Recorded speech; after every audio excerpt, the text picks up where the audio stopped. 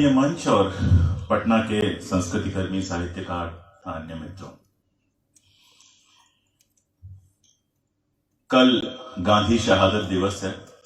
गांधी की शहादत के 75 साल इस साल पूरे हो रहे हैं और इसी साल 26 जनवरी को यानी 3-4 दिन पहले एक फिल्म आती है, गांधी गोडसे एक युद्ध, और उसके निर्माता क्लेम करते हैं कि ये गांधी और गोडसे के बीच में एक वैचारिक युद्ध है। गांधी की शहादत और आजादी के 75वें साल में पिछली 26 जनवरी को एक फिल्म आती है, गांधी गोडसे एक युद्ध। इस फिल्म का नाम मैं जानबूझकर ले रहा हूं, किसी व्यक्ति पर, किसी संस्था पर कोई हमला करने की जगह मैं उस आइडियोलॉजी से जो आज हमारा विषय है, वध और हत्या के बीच गांधी, ये निश्चित रूप से एक आइडियोलॉजी है जो वध मानती है, हम हैं जो हत्या मानते हैं। इन दोनों के बीच इसमें फर्क क्या है, वो पूरी वैचारिक बहस क्या है, उसी पर मुझे बात करनी है। इसीलिए मैं उस फिल्म से शुरुआत कर रहा हूं। वो फिल्म मैंने देखी, उसका एक वीडियो रिव्यू भी किया। तो वो फिल्म ये दावा करती है कि गांधी और गोडसे के बीच में एक वैचारिक युद्ध था और गांधी हत्या उस वैचारिक युद्ध से उपजी थी। हालांकि चूंकि लेखक की कल्पना है उसमें कि गांधी मरते नहीं हैं, 3 गोलियों के बाद वो जिंदा हो जाते हैं। उसके बाद गोडसे से जो उनकी बातचीत होती है वो वहां पहुंचती है कि गांधी का भी हृदय बदल जाता है, गोडसे का भी हृदय बदल जाता है। फिल्म पे बात करने में आया नहीं हूं तो फिल्म पे मैं बात भी नहीं करूंगा। लेकिन पिछले 70-75 सालों से ये कोशिश तो जरूर की जा रही है कि गांधी की हत्या को वध में तब्दील किया जाए, गांधी की हत्या को वैचारिक युद्ध बताया जाए और ऐसा बताया जाए जिसमें दूसरा पक्ष यानी गोडसे का पक्ष हीरो जैसा नजर आए। जैसे एक तर्क जो बार बार दिया जाता है, जो राजकुमार संतोषी ने भी इस फिल्म के रिलीज के पहले दिया, कि गोडसे को अपनी बात कहने का मौका नहीं मिला। आप सब लोग काफी वरिष्ठ लोग हैं यहां पर, कोर्ट कचहरी कानून सबसे परिचित हैं। शायद हिंदुस्तान आजाद या गुलाम हिंदुस्तान के इतिहास में ऐसा उदाहरण दोबारा आपको नहीं मिलेगा कि एक आदमी जिसने भरी भीड़ के सामने 3 गोलियां चलाई हों, भूल जाइए किसके ऊपर चलाया है, भूल जाइए चलाने वाला कौन है, एकदम अपराध के जो कानून है, अपराध के जो तरीके हैं, उससे अगर हम बात कर लें, क्रिमिनल लॉ से बात कर लें हम, तो एक आदमी जो पूरी भीड़ के सामने यानी सैकड़ों गवाह हैं जिसके एक आदमी की हत्या करता है, कोर्ट में जाने के बाद वो पहले ही दिन मान लेता है कि हाँ मैंने हत्या की है, ये झूठ लगातार बोलता रहता है कि मेरे साथ कोई और नहीं था, मैं अकेला था। उस आदमी को 9 घंटे, 2 बार 9-9 घंटे बोलने की अनुमति दी गई कोर्ट के अंदर, लिखा हुआ बयान पढ़ने की, और कहा जा रहा है कि गोडसे को अपनी बात कहने का मौका नहीं मिला। मानो 3 गोलियां लगने के बाद गांधी के पास तो सारा मौका था अपने ऊपर लगे आरोपों का जवाब देने का। किसी ने कभी यह कहा कि गोडसे ने 9-9 घंटे जो बकवास की, गांधी के ऊपर झूठे आरोप लगाए, उनका जवाब देने का मौका तो गांधी को कभी नहीं मिला। और यह दुखद है कि गांधीवादियों ने या तो इसकी जरूरत नहीं समझी या इसे इतना महत्वपूर्ण नहीं समझा कि वो एक जो जहरीली किताब पिछले 40-50 सालों से हॉस्टल्स में, कमरों में, घरों में, दुकानों पे बांटी जा रही है, उसके जवाब में एक किताब लिख देते। तो और आज तो हम एक ऐसे समय में आकर खड़े हैं और मुझे ये कहने में कोई शर्म कहीं नहीं होती है, और आप सब यही बात कहते हैं, मैं कोई अलग से बात नहीं कह रहा हूं, कि अब तो हमारी सत्ता, हमारे संस्थान, हमारी जो मेन स्ट्रीम है वही गोडसे के पक्ष में खड़ी है। गांधी को झाड़ू पकड़ा दिया गया, गोडसे को तिरंगा। गांधी को आपने केवल सफाई का प्रतीक बना दिया और मन की जो सफाई होगी वो गोडसे के हथियारों से होगी। तो एक ऐसे समय में जब इस तरह की फिल्म आती है और इस तरह की फिल्म से हमारे एक वरिष्ठ लेखक जुड़े होते हैं, तो मेरे लिए चिंता थोड़ी और बढ़ जाती है, क्योंकि कुछ लोग तो बचे हुए हैं अभी जिनसे हम उम्मीद करते हैं कि मुश्किल से मुश्किल वक्त में खड़े होकर कहेंगे कि गोडसे एक हत्यारा था, या फिर ये कहेंगे कि हत्यारी जो विचारधारा होती है वो वैचारिक युद्ध नहीं करती, और जो वैचारिक युद्ध करते हैं वो बंदूक का सहारा नहीं लेते। अगर आपको सामने वाले को गोली मारनी पड़ती है, इसका सीधा मामला है कि वैचारिक रूप से आप उससे बहस करने को तैयार नहीं। और पीछे जरा चले जाते हैं, गांधी हत्या को लेकर जितने तर्क दिए जाते हैं उन तर्कों में सबसे इंपॉर्टेंट है, और जो बहुत सारे हमारे पढ़े लिखे और रोशन ख्याल लोग भी जिसको मान लेते हैं कई बार, क्योंकि इतिहास हर आदमी नहीं पढ़ता है, उतनी डिगिंग, उतनी खुदाई हर आदमी नहीं करता है। जो सूचनाएं हैं उसके आधार पर मान लेते हैं कि विभाजन हुआ, विभाजन के बाद 55 करोड़ रुपए देने की बात हुई, इस तरह की चीजें हुई, और हिंदू तुष्टीकरण जो गांधी का था उस पर गोडसे को गुस्सा आया, उसने जाके गोली मार दी। अगर बहुत राह दिमाग से देखें, बहुत कच्चे दिमाग से देखें, आजादी की लड़ाई के पूरे आंदोलन को भूल जाएं, ये भूल जाएं कि गोली भले सा गोडसे चला रहा था, उसके पीछे दिमाग सावरकर का था, ये सब अगर आप भूल जाएं तो थोड़ी देर के लिए ये सच लगने लगता है। लेकिन अगर मैं आपको याद दिलाऊं कि गांधी के ऊपर 5 हमले उसके पहले हो चुके थे। ज्यादातर लोग जानते होंगे पहला हमला कब हुआ था, अगर कोई याद करे तो बड़े आराम से उसको याद हो जाएगा, आ जाएगा कि गांधी जब अछूतोद्धार चला रहे थे आंदोलन, उस सिलसिले में वो पुणे गए थे और पुणे में उनकी कार पे बम फेंका गया था। अब आयोजकों की ये होशियारी थी कि 2 आइडेंटिकल कारें थी, एक कार आगे चल रही थी गांधी को एस्कॉर्ट करते हुए, दूसरी कार में गांधी थे अपनी पत्नी और एक और महिला के साथ। तो गांधी बच गए, लेकिन 7 लोग उस दिन मारे गए थे। उस समय कौन सा विभाजन था, कौन सा हिंदू तुष्टीकरण हो रहा था? उस समय तो गांधी सनातनियों के खिलाफ अभियान चला रहे थे और अछूत उद्धार की बात कर रहे थे। उसके बाद 4 बार और हमले हुए हैं, जिनमें से 3 हमले जो हैं विभाजन या इस तरह की बातें आने से बहुत पहले के। इसलिए एक बात तो बहुत साफ है कि गांधी की जो हत्या हुई थी, जिसे अब वध साबित करने की कोशिश की जा रही है, वो किसी एक उत्तेजना में नहीं हुई थी। और अब मैं वो बात कह रहा हूं जो संतोषी जी गलत रेफरेंस में कह रहे हैं। मैं कह रहा हूं कि ये हिंदुस्तान के अंदर आजादी की लड़ाई के दौरान चलने वाले 2 परस्पर विरोधी विचारों के संघर्ष का परिणाम थी। आप देखिए, आजादी की पूरी लड़ाई में 3 विचार हमारे सामने आते हैं मोटा मोटी। एक विचार आता है कांग्रेस का विचार, दूसरा विचार आता है वामपंथियों और क्रांतिकारियों का विचार, भगत सिंह और उनके पहले से वो धारा शुरू होती है, कम्युनिस्ट पार्टी की स्थापना होती है, वो एक विचार आता है, और तीसरा एक सांप्रदायिक विचार आता है, जिसके घेरे में मैं एक साथ जिन्ना और सावरकर दोनों को रख देता हूं, जो इस या उस तरह के धार्मिक राष्ट्र बनाने की बात कर रहा था। ये 3 विचार आते हैं। कम्युनिस्टों और कांग्रेसियों के अंदर भी बहुत जबरदस्त विरोध था, लेकिन भगत सिंह ने या भगवती चरण वोरा ने, जब गांधी ने दार्शनिक आलोचना की, तो उसके जवाब में बम का दर्शन करके लेख लिखा। उन्होंने तमाम सारे लेख लिखे। इनकलाब जिंदाबाद पे जब उनकी आलोचना हुई तो उन्होंने लेख लिखा। ना तो किसी कांग्रेसी ने किसी कम्युनिस्ट की हत्या की, और ना किसी कम्युनिस्ट ने किसी कांग्रेसी की हत्या की। और अब तो मैक्लियान का मतलब बहुत शानदार काम आ गया है पूरे उस मूवमेंट पे, रिवोल्यूशनरी मूवमेंट पे, जिसपे हमें समझ में आता है कि ऊपरी तौर पे भले दिखाई ना देता हो, लेकिन क्रांतिकारी और कांग्रेस के लोग नीचे के स्तर पर बहुत ज्यादा मिलजुल कर काम कर रहे थे, एक दूसरे को सहयोग प्रदान कर रहे थे। मैक्लियान ने तो कितने सारे एग्जाम्पल निकाल के हमारे सामने रख दिए हैं, जहां क्रांतिकारियों का सहयोग कांग्रेस ने किया या कांग्रेस के मूवमेंट में क्रांतिकारियों ने सहयोग किया। ये क्यों था? क्योंकि अपने वैचारिक मतभेद के बावजूद इनके विचार अपवित्र नहीं थे, पहली बात। दूसरी बात, जिस एक बात पर दोनों राजी थे, वो ये कि उपनिवेशवाद हमारा सबसे बड़ा दुश्मन है। अंग्रेज नहीं, उपनिवेशवाद हमारा सबसे बड़ा दुश्मन है। लड़ाई तो इस बात की थी कि उपनिवेशवाद के खिलाफ किस तरह से लड़ा जाए। नंबर 1, क्रांतिकारी कहते थे कि हिंसा उसका एक हिस्सा है, कांग्रेस कहती थी हिंसा उसका हिस्सा नहीं है। क्रांतिकारी कहते थे कि सीधे आजादी की बात की जाए, सीधा संघर्ष छेड़ा जाए। कांग्रेस कहती थी कि नहीं, मिलजुल के इस लड़ाई को चलाया जाए और थोड़ा और लंबा खींचा जाए, आप उस पर बहस की जा सकती है। या कांग्रेस कहती थी कि आजादी के बाद एक लोकतांत्रिक देश बने। जो हमारे क्रांतिकारी थे वो चाहते थे कि आजादी के बाद एक ऐसा देश बने जो समाजवादी प्रकृति का देश हो। ये डिफरेंस था, इसलिए एक दूसरे की हत्या करने की जरूरत नहीं पड़ी।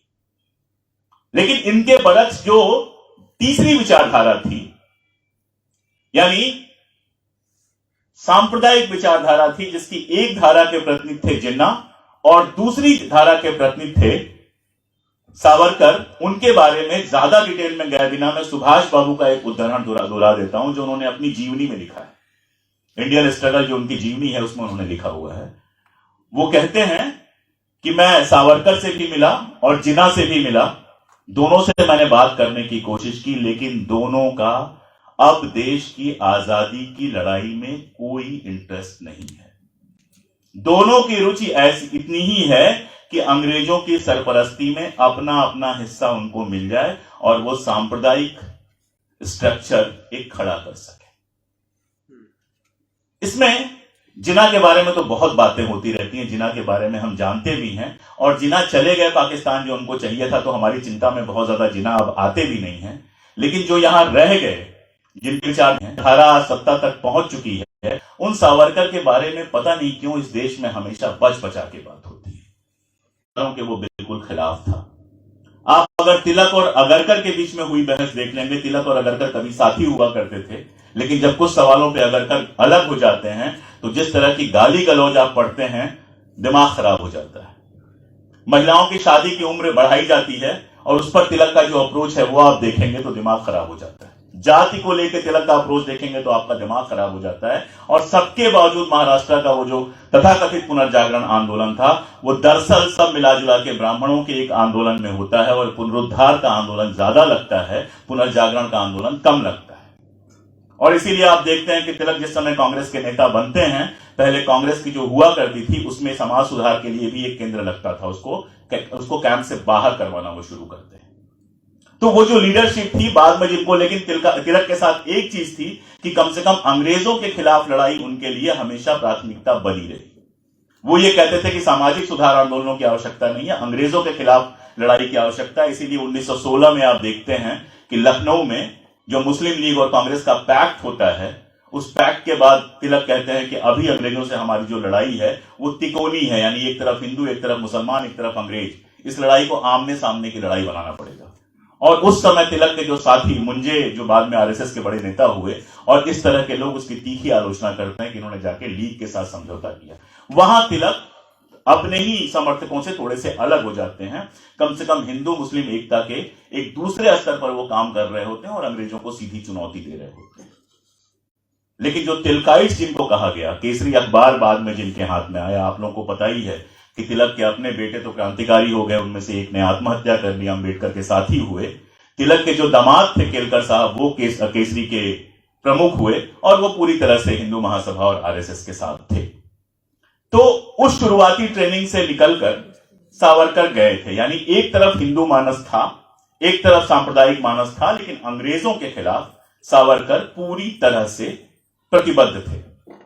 और ये कोई छोटी मोटी बात नहीं थी कि 1907 में जब 1857 का 50वां साल मनाया जा रहा था और उसको सेलिब्रेट किया जा रहा था, अंग्रेजों के लिए वो एक ऐसा बलवा था, ऐसी गुंडागर्दी थी जिसको दबाकर उन्होंने कोई बहुत बड़ा काम कर लिया था। तो पूरा ब्रिटेन 1857 के 50वें साल को सेलिब्रेट कर रहा था। उस समय इंडिया हाउस में सावरकर ने बाकायदा 1857 के बलिदानियों को याद करते हुए कार्यक्रम किया था। हालांकि ब्रिटिश गुप्तचर रिपोर्ट कहती है कि सिर्फ 24 लोग या 30 लोग आए थे। मैं कहता हूं कि अगर 5 लोग भी आए हों तो इंग्लैंड में बैठकर 1857 को सेलिब्रेट करना एक कमाल की बात थी। और उसके लिए जिसने भी, सावरकर ने अगर उसको अरेंज किया था और सावरकर ने ही अरेंज किया था, तो यह सलाम देने वाली बात थी। या फिर 1857 पर जो उन्होंने किताब लिखी, उस किताब में स्पष्ट सांप्रदायिक इशारे हैं, लेकिन एक जगह सावरकर बिल्कुल क्लियर है, जो अंग्रेजों के साथ है वो हमारा दुश्मन है और जो अंग्रेजों के खिलाफ है वो हमारा दोस्त है।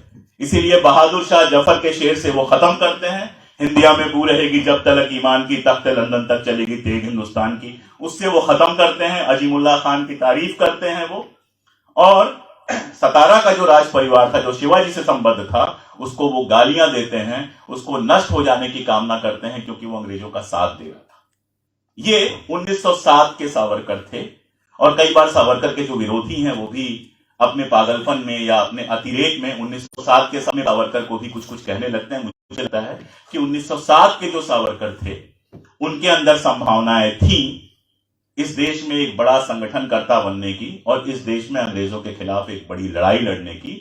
और जिस रास्ते पर वो चल रहे थे, हो सकता है कि सांप्रदायिकता की राह छोड़कर, क्योंकि 1857 की किताब जो है उनकी, उसकी आखिर में जहां वो कंक्लूड करते हैं, वो कहते हैं कि शिवाजी महाराज के समय जो हिंदू मुसलमान का भेद और इस तरह की चीजें थी, उनकी बात करना तो ठीक था, लेकिन आज जब अंग्रेज हमारे सामने है और हमारा दुश्मन है, तो कोई इसके अलावा कोई और तरीका हो ही नहीं सकता उनसे लड़ने का कि हिंदू और मुसलमान एक होकर लड़े। ये सावरकर लिखते हैं 1857 की किताब को कंक्लूड करते हुए। ये वो सावरकर थे जिसके लिए किसी भी मन में सम्मान पैदा होगा। लेकिन 1907 के बाद वो गिरफ्तार होते हैं, 1909 में वो गिरफ्तार होते हैं, गिरफ्तार होकर अंडमान जाते हैं। और अंडमान से मैं माफी मांगने की बात नहीं करूंगा क्योंकि बहुत हो चुका है। इतनी बार हम लोग कह चुके हैं माफी मांगी कि जो अब तो जो लोग पहले कहते थे उन्होंने माफी नहीं मांगी वो भी मानने लगे कि हाँ 7 बार माफी मांगी थी। तो जो माफी मांगी उसको तो छोड़ दीजिए, लेकिन उन 10 सालों में ऐसा क्या होता है कि जेल के अंदर वो सिर्फ एक अभियान चलाते हैं धर्मांतरण के लिए। वो क्या, शुद्धि आंदोलन चलाते हैं, ऐसा वो खुद दावा करते हैं। जब उन पे किताब लिख रहा था मैंने अंडमान के बहुत सारे पेपर्स खंगाले कि कहीं कुछ मिल जाए, लेकिन सावरकर के अलावा किसी ने क्लेम नहीं किया है कि उन्होंने शुद्धि आंदोलन चलाया। लेकिन वो लगातार कह रहे होते हैं, लिख रहे होते हैं कि मैंने शुद्धि आंदोलन चलाया। एक और बात है कि जिस अंडमान में किसी को कुछ भी करने की इजाजत नहीं थी, वहां अगर उन्होंने शुद्धि आंदोलन चलाया भी तो अंग्रेजों ने इजाजत कैसे दे दी? यह भी एक सोचने वाली बात है। इसको समझने के लिए हमको समझना पड़ेगा कि 1920 के दौर में अंग्रेजों की जरूरत क्या थी। हिंदू मुस्लिम एकता जिस तरह से उभरी थी, उसके बाद अंग्रेजों को जरूरत थी यहां पर सांप्रदायिक तनाव की। आप सब जानते हैं कि 1857 विफल होने के बाद जो बंबई का गवर्नर था उसने एक मीटिंग में कहा था कि डिवाइड एंड एम्प्टा is a old rule. Divide and rule हमारा एक पुराना नियम है और हिंदुस्तान को सिर्फ उसी के सहारे जीता जा सकता है। 1920 के दौर में एक तरफ तो उनको मुस्लिम लीग मिल रही थी, उनको मिल रहे थे मुस्लिम्स, लेकिन हिंदू साइड से अभी उनको कोई इस तरह का संगठन नहीं मिला था, या कहें कि इस तरह का संगठनकर्ता नहीं मिला था जो उस लेवल पर जाकर खड़ा हो सके। हिंदू महासभा बनी थी, लेकिन हिंदू महासभा के स्ट्रक्चर से जो लोग परिचित हैं वो नॉन पॉलिटिकल ऑर्गेनाइजेशन था। पहले हिंदू सभाएं बनी थी, पता नहीं ये कहानी आप लोग जानते ही होंगे कि हिंदू सभाएं क्यों बनी थी। हुआ ये कि 1910 में पहला सेंसस आया और उस सेंसस के बाद मांग ये उठी कि दलितों को अलग से गिना जाए, हिंदुओं में काउंट ना किया जाए। और उस सेंसस में यह बताया कि दलितों का एक बड़ी संख्या जो है वो इस्लाम और क्रिश्चियनिज्म में कन्वर्ट कर चुकी है। तो जो हिंदू धर्म के नेता थे उनको लगा कि अगर कहीं ये सफल हो गया तो संख्या बल तो हमारा बहुत थोड़ा सा हो जाएगा, ब्राह्मण बनिया ठाकुर बचेंगे तो बचेंगे कितने, और फिर तो मुसलमानों के सामने हमारी आवाज बहुत कम हो जाएगी। तो उस समय हिंदू सभाएं बननी शुरू हुई, जो बाद में हिंदू महासभा बनी। और आप जानते हैं कि हिंदू महासभा जब बनी तो राजे महाराजे उसमें ज्यादा थे, पंडित मदन मोहन मालवीय जैसे लोग भी थे, और वो अंग्रेजों के प्रति निष्ठा की शपथ लेते थे। ये सारी चीजें सब जानते हैं। लेकिन हिंदू महासभा अभी तक एक पॉलिटिकल ऑर्गेनाइजेशन की तरह काम नहीं कर रही थी। उसके ज्यादातर नेता कांग्रेस में भी शामिल थे। ऐसे समय में सावरकर वहां पर थे और अपनी रिहाई के लिए लगातार परेशान थे। मेरा अपना मानना है कि इस समय जो गिव एंड टेक हुआ, उस गिव एंड टेक में उन्होंने वो रोल निभाना स्वीकार किया जो रोल अंग्रेजों को, दोनों कौमों को आमने सामने खड़ा करने में मदद करता। इसलिए आप देखते हैं कि जब वो रिहा होने से पहले रतनगिरी में उनको रखा जाता है तो रतनगिरी में उनको कुछ भी करने की इजाजत नहीं थी। उसके पहले देख लीजिए आप, जब पुणे के यरवदा जेल में वो थे तो कुछ भी करने की उनको इजाजत नहीं थी, कोई पॉलिटिकल स्टेटमेंट देने की इजाजत नहीं थी। लेकिन यरवदा जेल में रहते हुए हिंदुत्व नाम की 124 पेज की किताब उन्होंने लिख ली। वो जेल से बाहर भी आ गई और उनके एक रिश्तेदार ने उसको प्रकाशित भी करवा दिया। 1857 पर लिखी किताब छपने के साथ ही अंग्रेजों ने प्रतिबंधित कर दी थी, लेकिन हिंदुत्व पर कभी कोई प्रतिबंध नहीं लगा। और आज भी आरएसएस की अगर कोई वैचारिक किताब एक है, वैचारिक स्रोत है कोई एक, तो वो हिंदुत्व है। हिंदुत्व क्या कहता है? एक नया कंसेप्ट देता है, मातृभूमि को पितृभूमि से कन्वर्ट करता है। क्योंकि मातृभूमि जब हम कहते हैं तो एक साइकोलॉजिकल मामला ज्यादा होता है, मां से जो लगाव हमारा होता है, और थोड़ा सा वो स्त्रैण भी हो जाता है, थोड़ा सा सुंदर भी हो जाता है, थोड़ा सा कोमल भी हो जाता है जब हम कहते हैं भारत मेरी मां, मादरे वतन। लेकिन जब आप पितृभूमि कहते हैं तो ये एक मर्दाना स्टेटमेंट बनता है। और सिर्फ मर्दाना स्टेटमेंट नहीं बनता है, ये बाप की संपत्ति बेटे को, बेटे की संपत्ति उसके बेटे को, ये जो पूरा पितृसत्तात्मक एक श्रेणी है संपत्ति के अंतरण की, वो स्थापित होती है। और इसके साथ ही वो जोड़ते हैं पुण्य भूमि। तो पितृभूमि मतलब जिसके बाप दादे यहां जन्मे हो, मां से मतलब नहीं है, बाप दादे यहां जन्मे हो, मां कहीं से भी आई हो। और दूसरा पुण्य भूमि, यानी जिसके धार्मिक स्थल यहीं पे हो। और फिर वो कहते हैं कि जिसके पुण्य भूमि और पितृभूमि दोनों भारत है, वही भारत का नागरिक हो सकता है। यानी ईसाई बाहर, क्रिश्चियन बाहर, क्योंकि उनकी पुण्य भूमि तो बाहर होनी ही थी। और वो बार बार ये भी कहते हैं कि हिंदुइज्म से इसका कोई लेना देना नहीं है। It should not be confused with Hinduism. तो हिंदुत्व जो है वो बेसिकली एक पॉलिटिकल थियरी है। हिंदुत्व जो सावरकर का हिंदुत्व है वो एक पॉलिटिकल थियरी है। और उस किताब पर अंग्रेजों ने कोई प्रतिबंध नहीं लगाया।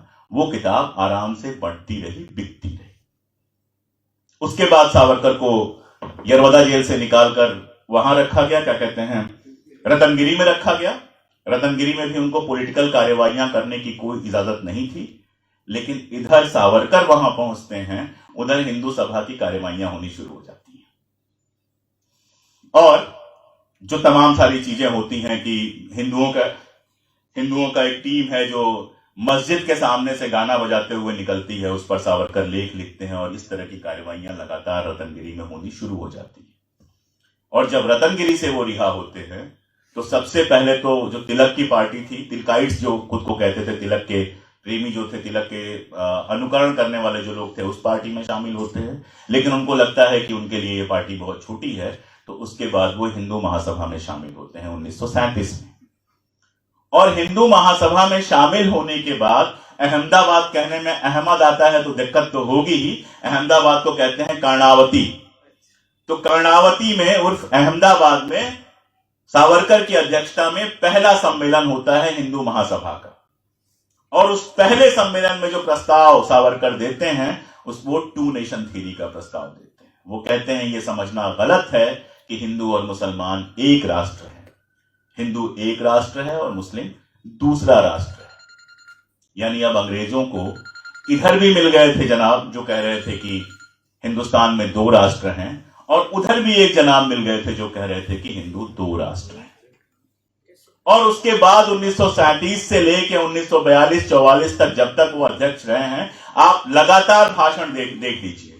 एक जगह वो अपने हिंदू राष्ट्र दर्शन, ये नाम आप चाहें तो नोट कर सकते हैं जिन लोगों ने ना पढ़ा हो। आप गूगल करेंगे, भारतीय जनता पार्टी की ऑफिशियल वेबसाइट पे सावरकर के अध्यक्षीय भाषणों का कलेक्शन है, हिंदू राष्ट्र दर्शन, कोई भी जाकर पढ़ सकता है।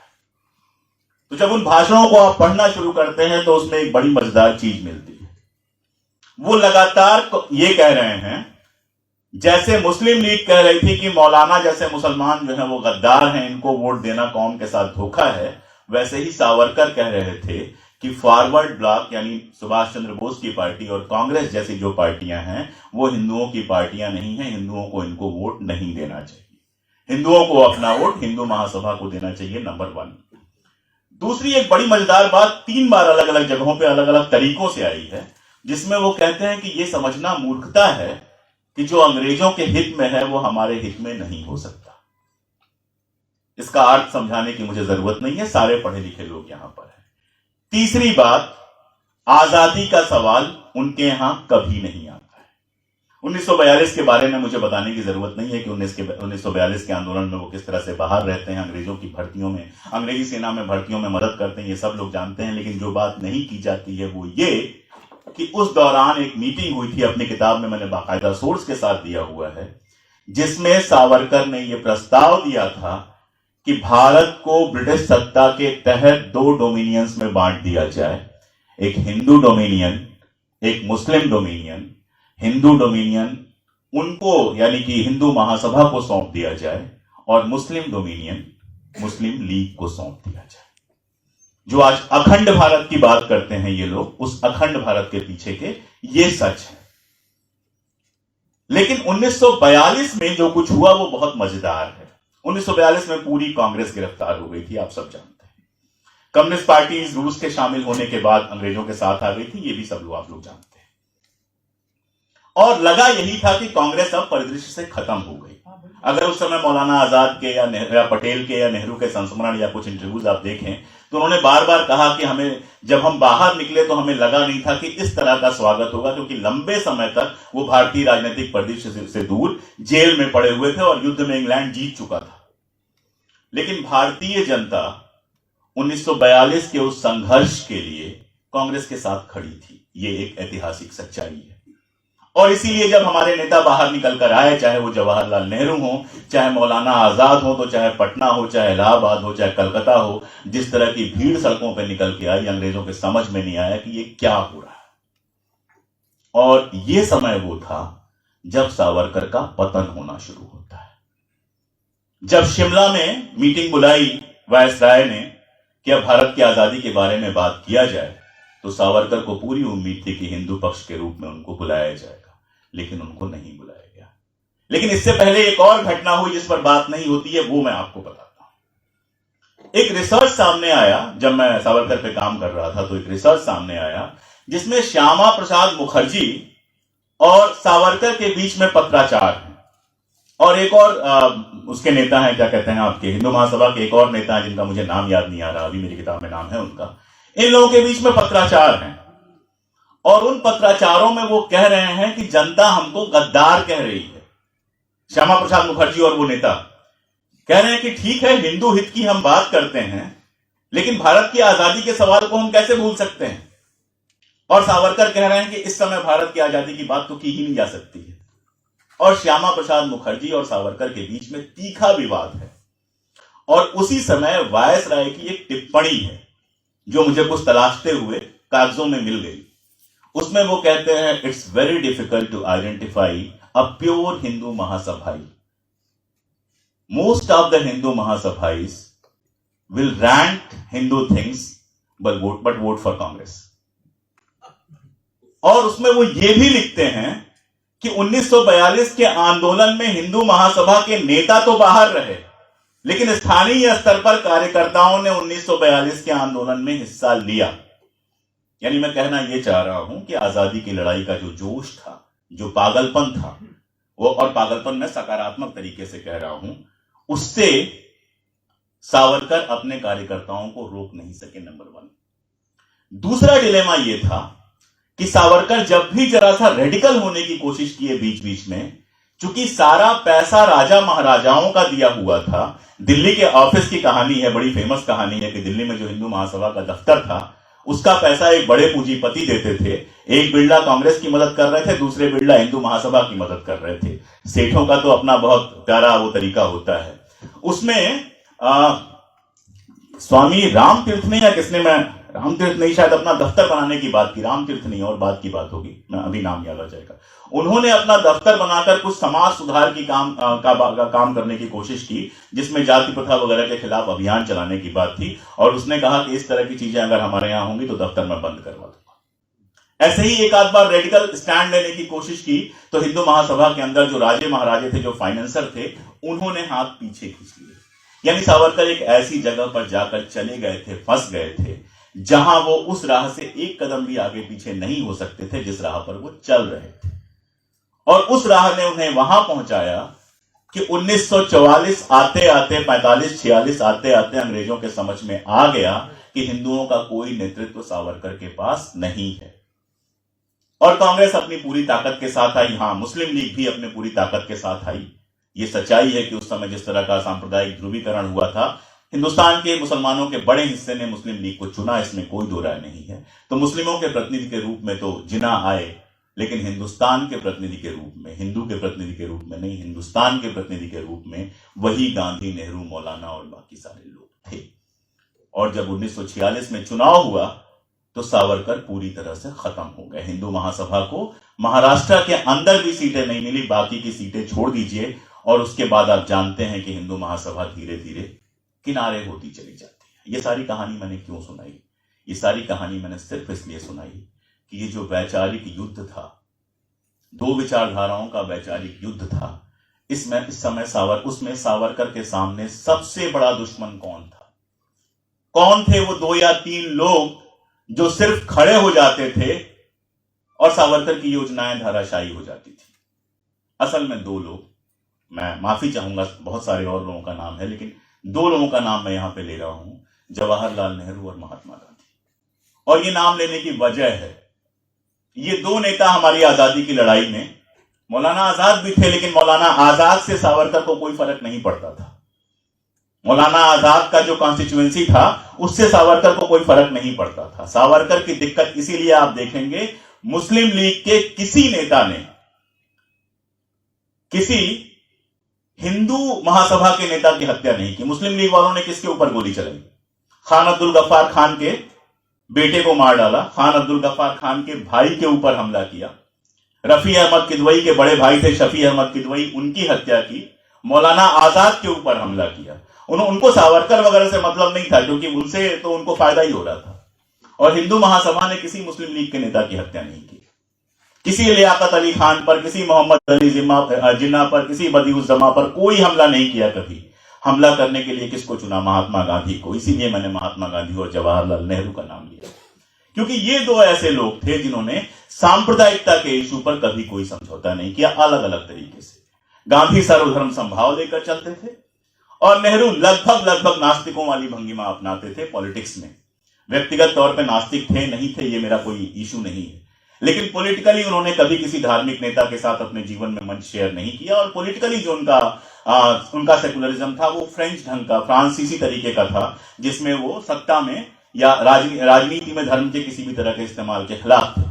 और गांधी इसके ठीक उलट, राजनीति को धर्म का जो नैतिक पहलू होता है उसके हिसाब से चलने के हामी थे। और उसमें उन्होंने सभी धर्मों को ऐसा खंगाला था कि कहते थे कि सारे धर्मों के नैतिक पहलू एक जैसे हैं। आप अगर देखेंगे तो आपको भगत सिंह की याद आएगी, और यह बेहद आश्चर्यजनक है। जब मैंने सोचना शुरू किया, भगत सिंह ने भी एक जगह लिखा है कि सभी धर्मों के दो पहलू होते हैं। एक होता है आध्यात्मिक पहलू जो कहता है सदा सच बोलो, बड़ों की इज्जत करो, परोपकार करो, इससे किसी को क्या इनकार हो सकता है। दूसरा पहलू जो है वो दिक्कत तलब है, वहां पे सारे धर्म आपस में लड़ते हैं। आप अगर गांधी की एक तस्वीर मुझे किसी मंदिर में दिखा दें, व्रत करते हुए दिखा दें, गंगा स्नान करते हुए दिखा दें, बाल मुड़ाते हुए दिखा दें, या इस तरह का कोई भी धार्मिक कर्म करते हुए दिखा दें, तो शायद मैं दोबारा सोचूं कि गांधी के बारे में जो सोच रहा हूं वो सही है या नहीं। गांधी की धार्मिकता एकदम अलग तरह की धार्मिकता थी, नितांत वैयक्तिक थी। और दूसरा मैंने नेहरू को बताया, इसीलिए ये दो तरह के जो दो लोग जो थे वो सावरकर के लिए सबसे खतरनाक लोग थे। और इसीलिए आप जानते हैं, कपूर कमीशन की रिपोर्ट अगर कोई पलट के देख ले, कि जब गोडसे और आप्टे और पूरी टीम को मारने के लिए भेजा गया था, तो सिर्फ गांधी को नहीं, गांधी के साथ नेहरू को मारने के लिए भी भेजा गया था। लेकिन इतनी प्लानिंग नहीं थी, इतनी संभावना नहीं बनी कि नेहरू मारे जा सकें। गांधी मारे गए। इसीलिए मैं कहता हूं कि गांधी हत्या उनके लिए वध है, हालांकि फली नहीं, उल्टा हो गया सारा कुछ। अगले 30-40 साल तक मुख्यधारा से बाहर हो गया, और सावरकर तो उसके बाद जब तक जिंदा रहे यही लिख के जो अपना कंप्लीट वर्क तैयार किया है, यही इंतजाम करते रहे कि कभी हमारे टाइप की सरकार आ गई, कभी हमारे टाइप की विचारधारा आई तो मुझे महान माना जाए, वरना अपने जीते जी तो वो किनारे हो गए। लेकिन वो वध उनके लिए था, क्योंकि उनके विचारों के रास्ते में, उनके हिंदू राष्ट्र के निर्माण के रास्ते में जो सबसे बड़ा खतरा था उसको उन्होंने दूर कर दिया था। इसीलिए उनके लिए यह वध है, उनके लिए यह एक पवित्र कार्य था, और इसीलिए यह हमारे लिए हत्या है। और इसीलिए उस फिल्म की मैंने बात की थी, उन दोनों के बीच में संवाद की कोई संभावना थी ही नहीं।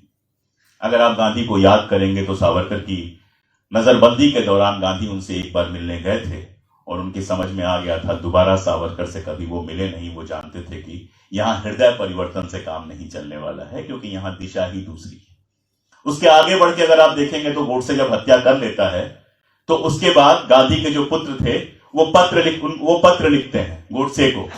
बड़ा दुखी सा, बड़ा इमोशनल सा पत्र है कि मैं तुमसे मिलना चाहता हूं, जानना चाहता हूं कि तुमने मेरे पूज्य पिता की हत्या क्यों की। उस पत्र का जवाब पढ़ लीजिए, आपके समझ में आ जाएगा कि क्या गोडसे से कोई संवाद संभव था, क्या फांसीवाद के साथ कोई संवाद संभव है। बड़ा अच्छा लगता है लोकतंत्र में यह कहना कि सारी विचारधारा के आपके दोस्त होने चाहिए, हर तरह के लोग होने चाहिए। अभी मैं और फरीद भाई होटल में बैठ के यही बात कर रहे थे, तो मैंने पूछा कि मकतूल और कातिल के बीच में कोई संवाद हो सकता है? कोई दोस्ती हो सकती है, मुर्गे और छुरी के बीच में कोई दोस्ती हो सकती है। जो चीज मेरे लिए रोने का सबब हो, वो चीज अगर आपके लिए खुशी का सबब है, तो क्या हमारी और आपकी दोस्ती हो सकती है? जिस चीज को लेकर मैं जीता मरता हूं, अगर वो आपके लिए नफरत की चीज है, तो क्या हमारी दोस्ती हो सकती है? क्या कोई संवाद हो सकता है? और इसीलिए जब आप इस तरह के संवाद की बात करते हैं गांधी के आफ्टर लाइफ में, तो आप दरअसल गांधीवाद को समझ ही नहीं पाते। एक बात बहुत स्पष्ट है कि गांधीवाद उस तरह का वैचारिक सिद्धांत नहीं है जिस तरह का मार्क्सवाद है।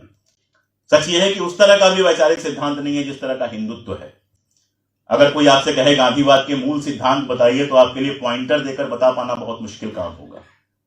लेकिन वो एक ऐसी कार्य पद्धति है जिस पद्धति से आजादी की लड़ाई के बाद के दौर में आइडिया ऑफ इंडिया एक डेवलप हुआ था। भारत एक विचार के रूप में पहले विकसित हुआ, फिर उसके बाद ही एक देश के रूप में विकसित हो सकता था, और वो विचार काफी हद तक हमारे संविधान में परिलक्षित हुआ। ये कुछ बहकी बहकी शायद मैं बातें कर रहा हूं, क्योंकि जो कुछ मुझे कहना है वो सब बहका बहका हुआ आज के समय में। मुझे नहीं लगता कि कुछ भी ऐसा कॉन्साइज है, सारा कुछ बहका बहका हुआ है। लेकिन इन सारी बहकी बहकी बातों के बीच में एक सीधी बात यह है कि गांधी हत्या और गांधी वध के बीच का अंतर वही है जो हत्यारे और मकतूल के बीच का अंतर होता है। इन सबके बीच में एक सीधी बात यही है कि आजादी की लड़ाई के दौरान नफरत की जो एक विचारधारा थी, जिसको गांधीवाद परास्त करने में सफल हुआ, वो आज दोबारा सर उठाकर खड़ी है अगर, तो यह हमारी जिम्मेदारी बनती है कि हम गांधी की तरह या गांधी के लोगों की तरह उसके सामने आंख में आंख डाल के बात करना सीखें। इस गली या उस गली से निकलते हुए तो उस विचारधारा से कोई मुकाबला नहीं हो सकता। और ये भी सच है कि जब ये मुकाबला होगा तो आप कितनी भी अहिंसा से खड़े रहेंगे, कुछ सर कलम होंगे, कुछ लहू बहेगा, वो कीमत ये धरती, ये देश, ये संविधान एक बार हम सब से फिर वसूलेगा। तब जाकर शायद इस दानवी विचारधारा का हम कोई विकल्प खड़ा कर सके। फिलहाल मुझे इतनी ही बातें करनी है। अगर कुछ सवाल आएंगे तो मैं बाकी बातें करूंगा। शुक्रिया।